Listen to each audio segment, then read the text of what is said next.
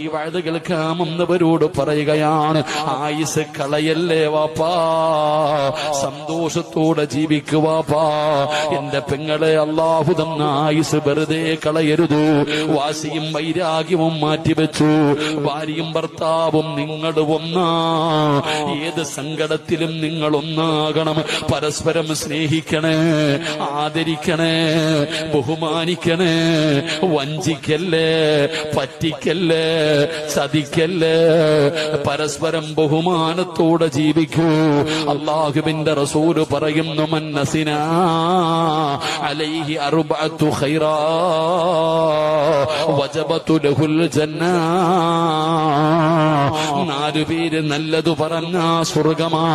അത് 1 കൂട്ടുകാരനാ, 2 മോനെ നിന്റെ ഭാര്യ, പെങ്ങളെ നിന്റെ ഭർത്താവാ. അല്ലാഹുവേ, അവരെ കൊണ്ട് നല്ലത് പറയിപ്പിക്കാൻ ഭാഗ്യമ തരണേ അല്ലാ. ഞങ്ങളുടെ സ്വർഗത്തിന്റെ അവകാശികളിൽ പെടുത്തണേ അല്ലാ.